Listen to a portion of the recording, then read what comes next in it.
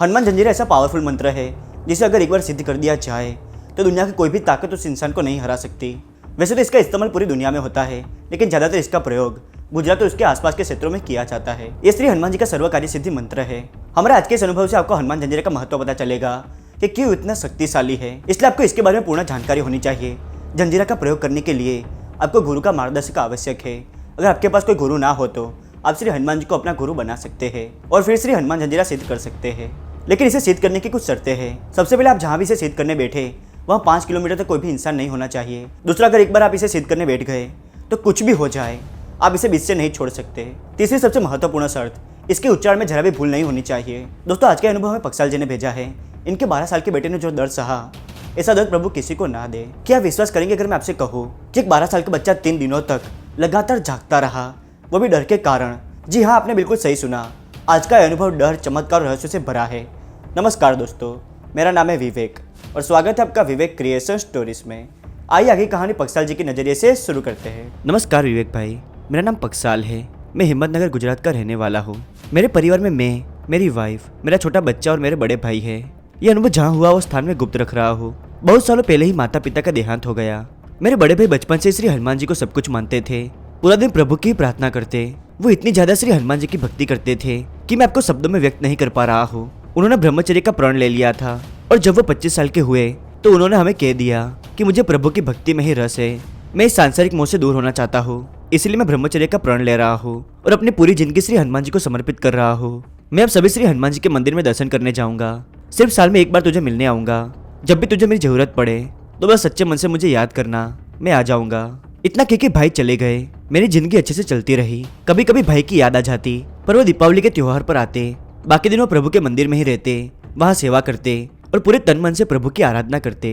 संतों के साथ जाते, भजन कीर्तन करते, पर हमें पता नहीं होता कि वो कहाँ कहाँ जाते हैं। जब हमसे मिलने आते तब भी ज्यादा नहीं कहते, मंदिर में प्रभु की सेवा कर रहा हूँ ऐसा बताते। ऐसे ही दिन गुजरते रहे। मेरा बच्चा 12 साल का है। 12 साल के बच्चे का बिहेवियर कैसा होता है वो आप सभी जानते ही है, पर धीरे धीरे उसका बिहेवियर चेंज होने लगा। पहले वो एक रोटी भी पूरी नहीं खाता और वो भी खेलते खेलते खाता, पर अचानक से उसकी भूख बढ़ गई।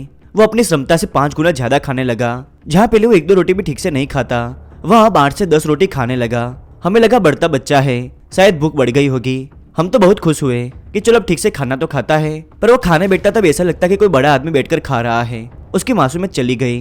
अब वो बाहर खेलने भी नहीं जाता और कभी उसके दोस्त जबरदस्ती ले जाते तो वो उनसे झगड़ा करके आ जाता। अब वो छोटी छोटी बातों में बहुत चिढ़ने लगा और गुस्से में ऐसे दिखता कि वो सामने वाले को खाई जाए। हम दोनों सोचने लगे कि एकदम से ऐसा क्यों करने लगा। इसीलिए एक दिन हमने उसे बिठाकर बात की कि कहीं उसके स्कूल में तो कोई परेशानी नहीं है। हमने उसे 2-3 बार पूछा तो वो अग्रेसिव होकर बोलने लगा कि मुझसे पूछने की कोई जरूरत नहीं है, मैं अपना ध्यान खुद ठीक से रख सकता हूँ। समझ गए? ऐसा सुनते हम दोनों को बहुत गुस्सा आया और दुख भी हुआ। हमें लगा ये गलत संगत में घूम रहा है, इसलिए हम उसके स्कूल गए। टीचर से बात करने के स्कूल में उसका परफॉर्मेंस कैसा है, कहीं वहाँ भी वो ऐसी बदतमीजी तो नहीं कर रहा, और साथ में ये भी जानना कि वो किसके साथ घूमता है। जब हम उसके टीचर से मिले तो हम शौक हो गए। उन्होंने बताया कि वो पिछले 5 दिन से स्कूल नहीं आ रहा है। हम सोचने लगे कि वो रोज तो स्कूल जाने के लिए निकलता है, तो जा कहाँ रहा है। हम जब स्कूल गए थे तब भी वो वहाँ नहीं था। उसे ढूंढने भी कहाँ जाते, पता ही नहीं था कि वो कहाँ है। फिर भी हमने आसपास के एरिया में देखा। जब उसकी स्कूल की छुट्टी का टाइम हुआ तो हम घर पर गए तो वो पहले से ही घर पर बैठा था, कंधे पर बैग लगाकर, जैसे अभी स्कूल से आया हो। हम जैसे ही उसके पास गए तो वो चिल्लाने लगा, मेरी जासूसी करने स्कूल में गए। बहुत उल्टा सीधा बोलने लगा कि किसने कहा था मेरी जासूसी करने को, आप अपने काम से काम रखो। अपने आप को बहुत बड़ा मानते हैं, आज के बाद मेरे पीछे मत आना, मेरा आपका कोई रिश्ता नहीं है। ऐसा कहती वो बहुत अजीब हरकतें करने लगा, काबू से बाहर चला गया। उसकी पूरी आंखें लाल हो गई और बहुत गुस्सा करने लगा और मेरी बीवी से कहा कि चल खाना दे, मुझे भूख लगी है। हम समझ नहीं पा रहे थे कि हो क्या रहा है। मैंने सोचा बाद में इसे डॉक्टर के पास ले जाएंगे। जब उसे खाना दिया तो हम घबरा गए, जैसे कोई जानवर खाता हो वैसे वो खाना खा रहा था। दाल चावल उसने पूरे मुंह पे लगा दिया। पहले कभी उसने ऐसी हरकत नहीं की। तब करीबन 2 बजे थे। वो पलाठी मारकर बैठ गया और हमें घूरने लगा। अब रात के 8 बज गए, लेकिन वो उसी पोजीशन में बैठा रहा पलाठी मारकर। वो अपनी जगह से जरा सा भी नहीं हिला, बस बिना डर के अभी तक हमें घूरता जा रहा था। उस बीच वो लगातार खाना मांगता रहा, लेकिन मेरी पत्नी ने मना कर दिया कि अब खाना नहीं बचा। ये सुनते ही वो अपने हाथ पटकने लगा। अब हम बहुत ज्यादा डर गए। मैंने उसे उठाया और जोर से थप्पड़ मार दिया और उसे सभी बातों के लिए डांटने लगा। तब वो सर हिलाने लगा और मुझे जोर से धक्का मार दिया। एक बच्चा इतनी जोर से धक्का नहीं मार सकता। जैसे मुझे 2-3 लोगों ने मिलकर धक्का मारा हो वैसा लगा। फिर वो कहने लगा कि तुम्हारी हिम्मत कैसे हुई मुझे थप्पड़ मारने की, तुम्हें पता है मैं कौन हूँ। अब दोबारा मुझ पर हाथ उठाने की कोशिश की तो तुम्हारे लड़के को मैं मार डालूंगा। उसके वो शब्द मुझे आज तक याद है। उसने ऐसा भी कहा कि मैं अपनी मर्जी से थोड़ी आया हूँ। ऐसा कहकर वो बड़बड़ाने लगा। मेरी पत्नी बहुत ज्यादा घबरा गई। अब मुझे भी बहुत चिंता होने लगी। वो शांत ही नहीं हुआ। फिर मैंने उसे कहा, कौन है तू, इसका क्या मतलब है? तू हमारा बेटा है और हम तेरे माता पिता। बात बहुत बढ़ गई। तब करीबन रात के 9:30 बजे थे। समय बीतता रहा और रात के 2 बजने आए।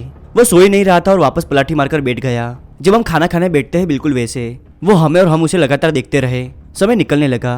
पहली बात तो हम समझ नहीं पा रहे थे कि 12 साल का बच्चा ऐसा कैसे कर सकता है। पर जैसे ही 4 बजे ब्रह्म मुहूर्त शुरू हुआ वो सो गया। हम उसके पास गए और उसे जगाने लगे। जब वो जगा तो हमने पूछा, बेटा क्या हुआ? तो उसने बड़े प्यार से कहा, कुछ नहीं हुआ पापा, मैं स्कूल से थक कर आया, मुझे सोने दो। उसने बिल्कुल नॉर्मल बात की जैसे वो पहले करता था। उसे ऐसे ही लगा कि अभी वो स्कूल से आया है और अब सोना है। उसने ऐसा भी कहा कि कल स्कूल जाना है। वो बिल्कुल पहले जैसा हो गया। उसने बताया कि उसका शरीर बहुत दुख रहा है और उसने ये भी कहा कि मुझे ऐसा लग रहा है जैसे कोई मेरे कंधे पर बैठा है, बहुत वजन लग रहा है। मैंने उसे उठाया और कमरे में ले गया, फिर इसे सुला दिया। हम उसके पास ही बैठे रहे और सोचने लगे कि अब आगे क्या करें। मेरी पत्नी ने कहा, इसे कुछ हो तो नहीं गया, शायद कहीं इसका पैर तो नहीं पड़ गया, इसीलिए ऐसी हरकतें कर रहा है। पहले मैं मानने के लिए तैयार नहीं था कि ऐसा कुछ होगा। मुझे लगा ये नाटक कर रहा है, स्कूल ना जाना पड़े इसीलिए। तब मेरी पत्नी कहने लगी, ऐसा थोड़ी होता है, इतना छोटा बच्चा ऐसा कैसे कर सकता है। अब दूसरा दिन हुआ। अब हम उसे स्कूल भेजना भी चाहते थे और नहीं भी, पर उसने हमारे सामने देखा और स्कूल जाने के लिए निकल गया। उस दिन हमने सोच लिया था कि इसका पीछा करेंगे ताकि पता चले वो कहाँ जा रहा है और ऐसा क्या कर रहा है जिस कारण इसका बिहेवियर ऐसा हो गया। हमें पता था कि वो स्कूल तो नहीं जाएगा। हमने उसका पीछा करना शुरू किया। हमारे घर के थोड़ी आगे एक तालाब है जहाँ बहुत सारी दुर्घटनाएं होती रहती है। वो वहाँ जाकर बैठ गया और टिफिन खाने लगा और हंस हंस कर किसी से बातें कर रहा था। जी हाँ, आप विश्वास नहीं करेंगे, लेकिन वो किसी से बातें कर रहा था। हम दूर से खड़े होकर उसे देख रहे थे। उस तालाब के पास वो अकेला था। थोड़ी देर बाद वो किसी के साथ खेलने लगा। स्कूल के टाइम तक वो वहीं रहा। जब छुट्टी का समय हुआ तो वो टिफिन बैग में डालकर घर जाने लगा, लेकिन हम मुझसे पहले घर पहुंच गए। जब वो घर आए तो हम उसे डांटने लगे कि क्यों तू तालाब के पास जाकर बैठता है और किसके साथ खेलता है, ये क्या तूने नाटक लगा रखा है? तुझे स्कूल जाना है कि पूरी जिंदगी अनपढ़ रहना है? पता भी कितने बच्चों को पढ़ाई नसीब नहीं होती। मैं इतना कह रहा था कि वो दोबारा पहले जैसा करने लगा। उसकी आंखें बड़ी हो गई और कहने लगा, तुम लोग वापस जासूसी करने लगे। अब आखिरी बार कह रहा हूँ, अच्छा नहीं होगा। वो अपनी मर्जी से वहाँ जा रहा है और वो मेरा घर है, मैं वहाँ रोज जाऊंगा, कोई मुझे नहीं रोक सकता। तुम मुझे नहीं बताओगे कि मैं कहाँ जाऊँ? मैं वहाँ अपने प्यार से मिलने जाता हूँ। चलो भूख लगी है, खाना दो मुझे। फिर वो वापस जंगली जैसे खाने लगा, लेकिन इस बार पानी सिर के ऊपर चला गया। मैंने उसे कहा, बहुत बोलने लगा है, तू प्यार से मिलने जाता है, इसका क्या मतलब है? क्या समझता है तुझे कोई रोक नहीं सकता? तेरे माता पिता भी जिंदा है। मैंने गुस्से में कहा, तुझे ऐसा ही करना है तो घर से निकल जा। दूसरे बच्चे भी होते हैं जिन्हें स्कूल जाना पसंद नहीं होता, लेकिन इतना कोई नहीं करता। तू किससे मिलता है, कौन से पिक्चर और सीरीज देखता है जो तेरा दिमाग इतना खराब हो गया? उतने में उसने कहा कि तुम्हें नाटक लग रहा है तो अब देख क्या होता है।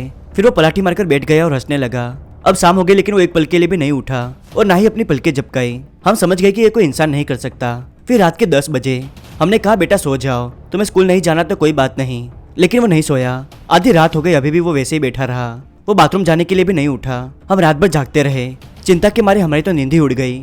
फिर सुबह के 6 बजे जब उसे खाने को कहा तो उसने मना कर दिया और विचित्र तरीके से हंसने लगा। एक बार हमने सोचा कि डॉक्टर को बुला लेते हैं, लेकिन ये सुनते ही वो बहुत चिढ़ गया। उसने ऐसी हरकत कर दी कि मैं आपको बता नहीं सकता। दूसरा दिन भी गुजरने लगा, पर वही सब चलता रहा। बीच बीच में ऐसा लगता कि वो हमारा बेटा नहीं, कोई और ही है। एक छोटा बच्चा ऐसा कभी नहीं कर सकता था। जब रात हुई तो मेरी आंखों में आंसू आ गए। मुझे पता चल चुका था कि ये नाटक नहीं कर रहा है, इसे नक्की कुछ हुआ है।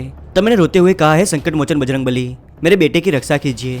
इतना कहती मुझे पता नहीं क्या हुआ। मैं जोर जोर से चिल्लाने लगा, जय श्री हनुमान, जय श्री हनुमान। ऐसे मैंने 3 बार बोला। ये सुनकर मेरा बेटा जोर से चीखा और उधर ही गिर गया। जब मैंने उसे उठाया तो वो बहुत तेज रोने लगा। उसे रोता देख हम भी रोने लगे।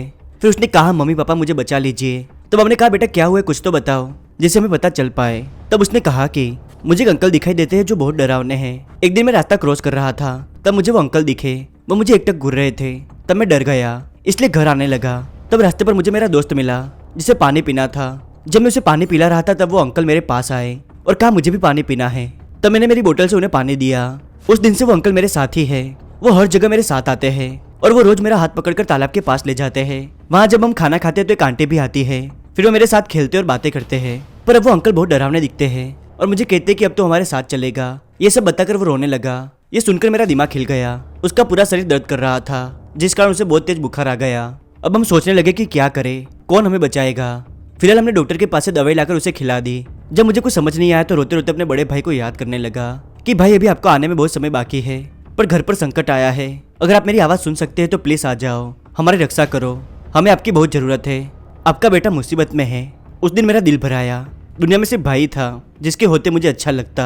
आप जानकर चौंक जाएंगे कि अगले दिन क्या हुआ। सुबह करीब 7 बजे किसी ने दरवाजा खटखटाया। खोला तो सामने भाई खड़ा था। उसे देखकर मैं रो पड़ा और उसे गले लगा लिया और वही सब समझाने लगा। वो मुस्कुराया और बोला, दरवाजे पे ही सब बताओगे, अंदर नहीं आने देगा क्या? जब भाई ने घर में पैर रखा तो मेरा बेटा जो पलंग पे सो रहा था वो उठ के खड़ा हो गया। उसका पूरा तेवर बदल चुका था, आंखें गुस्से से भरी हुई और वही वापस पलाठी मारकर बैठ गया। वो जोर जोर से भाई पे चिल्लाने लगा। भाई को कहा कि वो चला जाए और कहने लगा कि ये उसका घर है और यहाँ से उसे कोई नहीं निकाल सकता। भाई अंदर गया तब मेरी पत्नी पलंग के पास खड़ी थी। भाई ने उसे वहां से जाने को कहा और मेरे बेटे को ध्यान से देखा, फिर बाहर आकर दरवाजा बंद कर दिया। तब मैंने कहा, भाई ऐसा क्यों किया, क्या हुआ है, कुछ तो बताओ। तब भाई ने कहा, तुझे अभी पता नहीं, पर इसके साथ मुझे 2 आत्मा दिख रही है। उन 2 आत्मा ने इसके दोनों कंधों को जकड़ रखा है और ये कोई नॉर्मल आत्मा नहीं है, बहुत ताकतवर है। ये इतनी आसानी से पीछा नहीं छोड़ेगी। लेकिन इसके पीछे कैसे पड़ी? ये आत्मा खुद नहीं आती, जब इनसे संपर्क होता है तभी ये आती है। तब मैंने भाई को सारी बात बताई। तब भाई ने समझाया कि उसके दोस्त का आना और उससे पानी पीना ये सब छलावा था।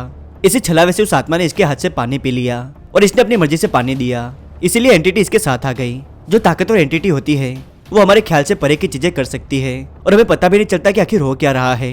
सबसे पहले ये जानना पड़ेगा कि आई क्यों है और क्या चाहती है। मुझे बजरंगबली ही मार्गदर्शन दिखाएंगे। तब मैंने कहा, भाई आपको कैसे पता चला कि मैंने आपको याद किया? तब वो बोले, मैं घृणा श्री हनुमान जी की साधना करने जाने ही वाला था कि मुझे आभास हुआ कि प्रभु मुझे यहाँ आने के लिए कह रहे हैं, नहीं तो मैं घृणा साधना करने चला जाता।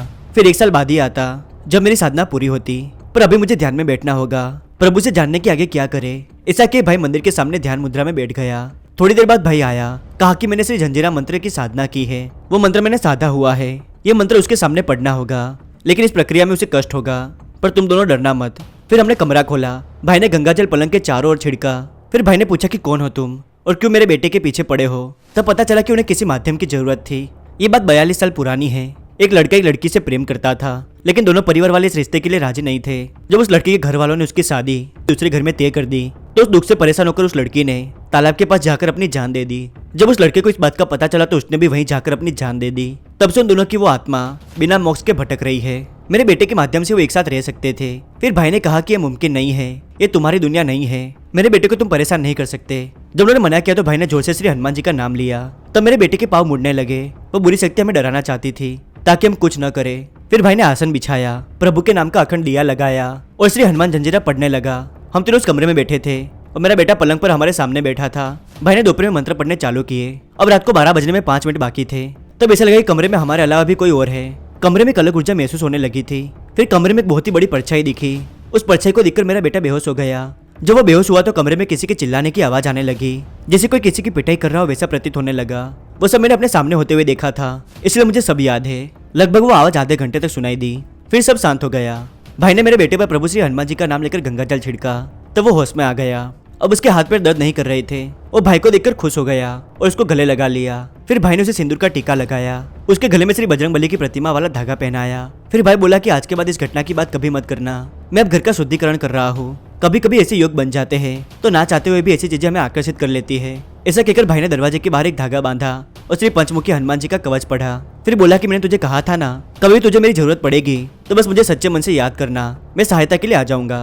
ये सुनते ही मैं और मेरी पत्नी भाई के पैर पड़ गए। फिर हम शांति से बैठे और चाय पीने लगे। तब मेरे बेटे ने जिद करी कि बड़े पापा मुझे छोड़कर मत जाइए, हमारे साथ रहिए। भाई मेरे बेटे को बहुत प्यार करता था, इसलिए तब से वो हमारे साथ ही रहने लगा और तब से वो कोई बड़े पर्व पर ही प्रभु के मंदिर जाता है और बाकी दिन घर पर ही साधना और पूजा पाठ करता है।